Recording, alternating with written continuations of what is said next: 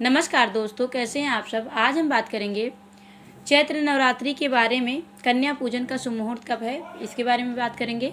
बहुत सारे लोग अष्टमी में कन्या पूजन करते हैं, बहुत सारे लोग नवमी में कन्या पूजन करते हैं। तो दोनों दिनों का शुभ मुहूर्त बताएंगे। अष्टमी में कौन सा समय शुभ मुहूर्त रहेगा कन्या पूजन करने का, और नवमी में कौन सा समय शुभ मुहूर्त है, तो दोनों बताएंगे। और व्रत किस दिन रखना है, जो 2 दिनों का व्रत करते हैं उनको किस दिन व्रत रखना है यह भी बताएंगे। और कब लग रही है नवमी तिथि, कब समाप्त हो रही है, 9 दिन जो व्रत रखते हैं उनको कब पारण करना है, तो इन सब बारे में हम बात करेंगे। अगर आप मेरे चैनल पर नए हैं तो व्रत एवं त्योहारों की जानकारी के लिए चैनल को सब्सक्राइब कर लीजिए और बेल आइकन को प्रेस कर लीजिए ताकि नए वीडियोज़ के नोटिफिकेशन आपको सबसे पहले मिल सके। अगर यह जानकारी अच्छी लगे तो शेयर जरूर कीजिएगा। तो चलिए सबसे पहले हम बात करते हैं चैत्र नवरात्रि के बारे में। चैत्र नवरात्रि 2024। देखिए, सबसे पहले बात करते हैं कि कब लग रही है अष्टमी तिथि और कब समाप्त हो रही है। तो 15 तारीख को दोपहर में 12:11 से शुरू हो रही है अष्टमी तिथि और 16 तारीख को 1:24 पर समाप्त हो जा रही है अष्टमी तिथि। और नवमी तिथि लग रही है 16 तारीख को 1:25 पर लग रही है और 3:05 पर समाप्त हो जा रही है। यह नवमी तिथि बुधवार के दिन पड़ेगा, बुधवार, तारीख पड़ेगी 17 तारीख। तो उदया तिथि के अनुसार नवमी का जो व्रत रखते हैं, बहुत सारे लोग क्यों नवमी का राम नवमी का व्रत रखते हैं, तो वह लोग व्रत रखेंगे बुधवार को। और जो माता जी का व्रत रखते हैं आगे पीछे वाला, तो वह अष्टमी को व्रत रखेंगे, तो मंगलवार को व्रत रखेंगे जो माता जी का व्रत रखते हैं। बहुत सारे लोग नवरात्रि नहीं करते हैं, केवल नवमी का व्रत करते हैं। तो नवमी का व्रत आप करना चाहते हो कि बुधवार को करना है, क्योंकि उदया तिथि के अनुसार बुधवार को ही नवमी माना जाएगा। अब हम बात करते हैं कन्या पूजन का शुभ मुहूर्त के बारे में। चैत्र नवरात्रि में सारे लोग जब 9 दिन का व्रत रखते हैं या कोई 2 दिन का भी रखता है तो कन्या पूजन करते हैं। कोई व्रत नहीं रखते हैं फिर भी कन्या पूजन करते हैं। तो आप कन्या पूजन कर सकते हैं, अष्टमी में भी कन्या पूजन कर सकते हैं और नवमी में भी कन्या पूजन कर सकते हैं। दोनों शुभ माने जाते हैं। तो 8वें दिन महागौरी की पूजा की जाती है और 9वें दिन सिद्धिदात्री की पूजा करते हैं। तो यह दोनों दिन आप कन्या पूजन करते हैं तो बेहद शुभ है, दोनों दिन आप कर सकते हैं। अब जान लीजिए अष्टमी तिथि पर कब हम लोग को कन्या पूजन करना है। तो 11:55 पर आप लोग कर सकते हैं। 11:55 से शुभ मुहूर्त स्टार्ट है और 12:47 तक है दोपहर में। यह है अभिजीत मुहूर्त। अष्टमी तिथि पर अभिजीत मुहूर्त है, इस बीच में आप कन्या पूजन कर सकते हैं।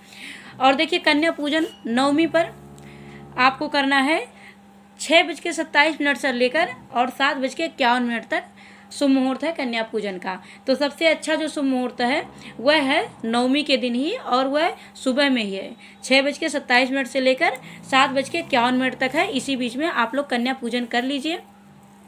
और देखिए, जो 9 दिन का व्रत करते हैं उनको कन्या पूजन बहुत ज़रूरी है करना। बहुत सारे लोग नहीं करते हैं कि चलो व्रत कर लिए, नहीं कोशिश नहीं करते हैं कि बहुत ज़्यादा हो जाएगा खिलाना पिलाना, लेकिन ऐसा नहीं। अगर आप व्रत कर रहे हैं और कन्या पूजन नहीं कर रहे हैं तो व्रत का पूरा फल नहीं मिलता है। हाँ, अगर आपके यहाँ कन्या नहीं मिल रही है, दिक्कत है। बहुत सारी जगहों पर क्या होता है कि शहर में रहते हैं, बहुत जगहों पर कन्या नहीं मिल पाती हैं। तो नहीं मिल पाती हैं तो आपके लिए मैं बता देती हूँ। आप 9 जगह 2-2 पूड़ी, हलवा, चना ये करके आप रख के 9 जगहों पर, एक थाली में रख के अलग अलग 9 जगहों पे रख के और ले जाके आप गाय को भी खिला सकते हैं। गाय अगर नहीं मिलती हैं तो आप क्या कहते हैं, ले जाके मंदिर में माता रानी का मंदिर है तो वहाँ आप माता के नाम से चढ़ा सकते हैं, रख सकते हैं। उसके बाद में माता को चढ़ा सकते हैं। अगर ये भी नहीं हो पाता है तो आप उनके नाम से जो दक्षिणा निकाल दीजिए, 9 कन्याओं के रूप से दक्षिणा निकाल के आप किसी को दे दीजिए। किसी एक ही कन्या, तो एक कन्या को ही खिला दीजिए। अगर एक कन्या भी नहीं मिलती है तो आप किसी मंदिर में ले जाके दान कर दीजिए, कन्या के नाम से। ऐसा कर सकते हैं। जो नहीं मिल रही हैं तो, लेकिन अगर मिल रही हैं तो आप कन्या पूजन जरूर कीजिए। कन्या पूजन करना सबसे अच्छा होता है। नहीं मिल रही है तब ये सब कीजिए। और देखिए, हम बता देते हैं आपको, जो 2 साल की कन्याओं की पूजन करती हैं उनको कौमारी कहा जाता है, और 3 साल की जो पूजन करती हैं त्रिमूर्ति का रूप माना जाता है 3 साल की कन्याओं को। और शास्त्रों के अनुसार 4 साल की कन्या का पूजन करना बेहद शुभ माना जाता है और बेहद शुभ माना जाता है इनको।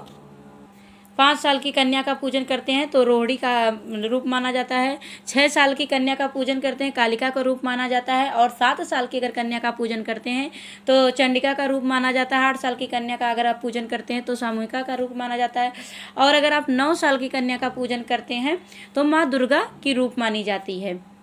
और वहीं 10 साल की कन्या का अगर आप पूजन करते हैं तो सुभद्रा का रूप माना जाता है। देखिए, आप 10 साल तक बहुत ज़्यादा से ज़्यादा 10 साल तक आप कन्या का पूजन कर सकते हैं, उसके अदर आप पूजन नहीं करते। बहुत सारे लोग 11-12 साल के बच्चों को बिठाते हैं, तो कन्या पूजन का जो नियम है वो 9 साल का ही है। 9 से 10 साल, 10 से ऊपर नहीं होना चाहिए कन्या का, उससे ऊपर कन्या पूजन नहीं करना चाहिए। 2 साल, बहुत छोटी बच्ची भी नहीं बिठाना कि 1 साल की है वो खा भी नहीं पा रही है तो उसको कन्या पूजन में जोड़ा जाएगा, नहीं जोड़ा। 2 साल के बाद ही कन्या पूजन माना जाता है। 2 साल की कन्या से लेकर 10 साल तक की कन्याओं का आप पूजन कर सकते हैं। इस उम्र की कोई भी कन्या की पूजन आप कर सकते हैं, चाहे वो वैश्य की हो, शूद्र को हो, ब्राह्मण की हो, क्षत्रिय, किसी भी मतलब जाति की किसी भी उसकी वो हो, आप कर सकते हैं। जात से कोई फर्क नहीं पड़ता है, आप किसी भी जात की कन्या ले सकते हैं। लेकिन ध्यान रहे उम्र उनकी 2 साल से लेकर 10 साल तक ही होनी चाहिए कन्याओं का। इस बीच में आप लोग पूजन कर सकते हैं कन्याओं का। और कन्याओं का शुभ समय जो पूजन करने का है नवमी पर, वह है 6:27 से लेकर सुबह में और 7:51 तक समय है। इसी बीच में आप लोग कन्या पूजन कर सकते हैं। और अष्टमी पे जो लोग करते हैं उसमें अभिजीत मुहूर्त है 11:55 से लेकर और 12:47 तक है। इसमें जो अष्टमी में पूजन करना चाहते हैं कन्या पूजन, वह इस मुहूर्त में कर सकते हैं। जय माता दी।